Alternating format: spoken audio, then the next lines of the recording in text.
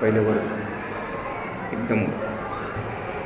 नमस्कार विद्यार्थी मित्रांनो, पालक मित्रांनो आणि शिक्षक मित्रांनो, या ठिकाणी आपल्या मराठी शाळेत तुमचं स्वागत आहे. आज आपण पाहणार आहोत इंग्रजी शब्द 4 अक्षरे.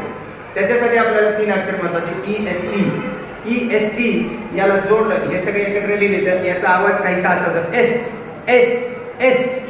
या एस्टच्या आधी जर बी लावला तर शब्द तयार होतो बेस्ट बेस्ट. टी लावला टेस्ट, आर लावला रेस्ट, एन लावला नेस्ट, डब्ल्यू लावला वेस्ट, पी लावला पेस्ट, झेड लावला झेस्ट, CH च च CH च आणि मग च आणि एस चेस्ट आणि GU ग ग गेस्ट गेस्ट. वाचूया परत एकदा. Est best test rest nest west paste